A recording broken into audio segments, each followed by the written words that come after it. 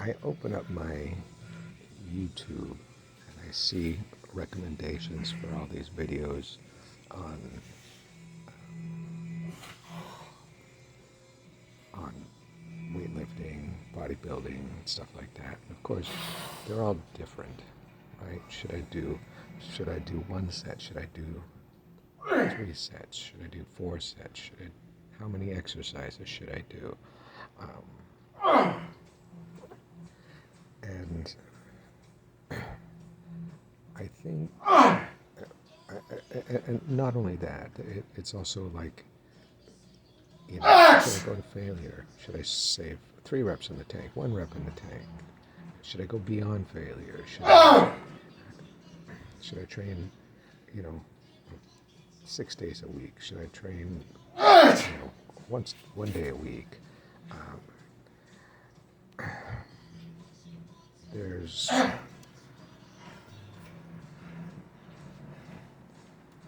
so much variation in what people recommend, and even like I think a lot of the people that are the big YouTubers,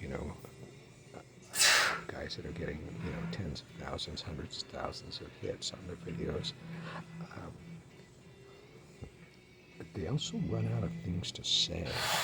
So I think there's a combination between having to recycle what they're saying and just coming up with new and gimmicky stuff. And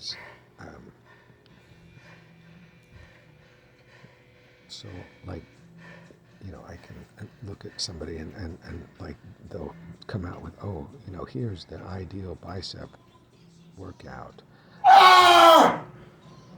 Then next month they'll come out with another bicep workout, and they don't really say in the videos. Of course, they want you to buy their programs, and so they don't really say in the videos, well, what are you really doing on a day-to-day basis? Are you changing things all the time? Is that what your point is? And I think sometimes that is the point.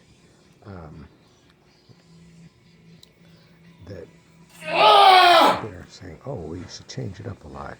And I think part of that is because if these people are selling programs, they're selling themselves as trainers. If they tell you, here, do these 6 exercises and just focus on getting better at them,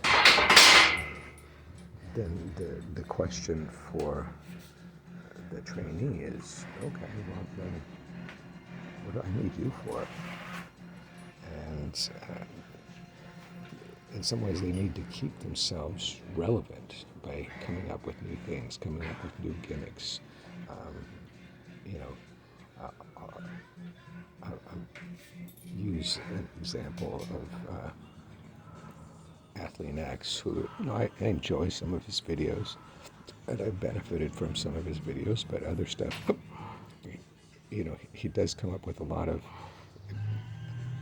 exercises that I would consider gimmicky, like, doing curls, holding the plate of the dumbbell up. What do they call them? Server curls or something like that, or doing presses, like alternating arms and things like that, which is this really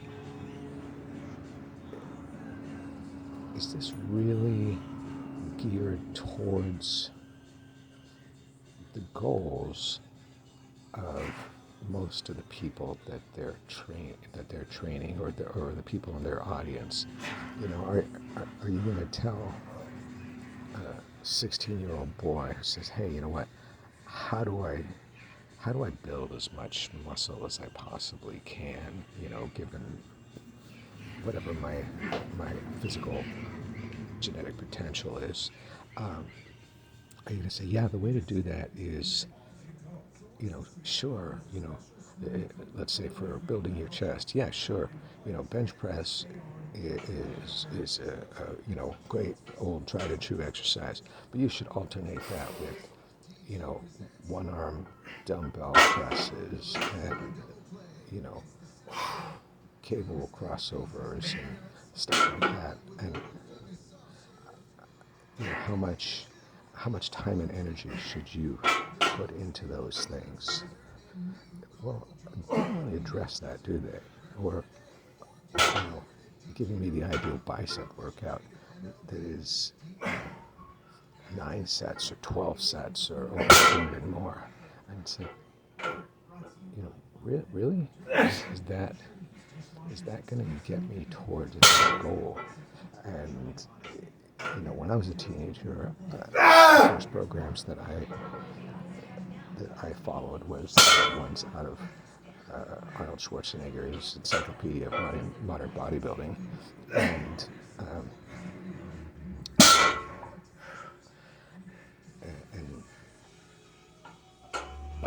programs that he had, the beginning programs, was actually the exercises that he prescribed. I think were pretty good exercises for the most part, but he did prescribe enormous amount of volume frequency. Like everything was 5 sets of this, 5 sets of that, and he had the beginner, and then sort of the late stage beginner workouts for building mass. It was either 6 days a week with a 3-day split, so you're doing each body part twice a week, or then the advanced beginner was doing each body part 3 times a week with enormous volume, and I don't really remember him explaining things like, okay, if I say do 5 sets of squats and 5 sets of lunges, does that include warm-ups? How many of those sets are going to failure? They're all just say 8 to 12 reps. Well, do I take all the 8 to 12, all the sets to failure? That's pretty exhausting. And say like the advanced beginner program, he had it going. I remember the squats were, you'd be doing squats, so it was legs, chest, and back on one day, and then shoulders and arms on the other day. So I was doing squats, lunges, bench press, incline press, deadlifts, rows, chin-ups, or pull-ups, or whatever it was, all on the same day for multiple sets. And I, as a teenage boy, I was trying to do every set to failure too, and that takes a long time as well. And I guess I'm kind of going off on a tangent here, but it brings me back to the point of, are you really prescribing what's going to work for the average person? I think like in the old days, they used to do a lot of total body stuff, and they'd be like, well, do 3 sets of each of these basic exercises or something like that, 3 times a week or whatever. That was kind of like, the old, like Steve Reeves kind of era stuff.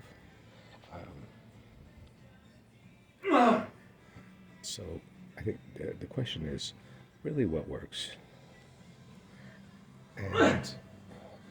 And that brings me to another point, and I think I need to, I don't have a lot of time left on this video, so I can't go into too much depth, but what works for Arnold Schwarzenegger, or somebody with genetics like him, or genetics like Ronnie Coleman, is not necessarily what's going to work for somebody like me, who has genetics of more of a long distance runner.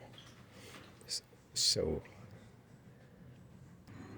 what can I gain from these people's advice, the people who are on YouTube or have been bodybuilding champions or stuff like that? Because let's be honest, no matter whether they claim that they were hard gainers or something like that, no, they gotta be pretty jacked. Otherwise, they're not going to get views. Because, I might get, some of my videos I've gotten as much as a couple hundred views. And some of them only get, 3 or 5 views. So that's the point, is that do they have something valuable to offer me? And perhaps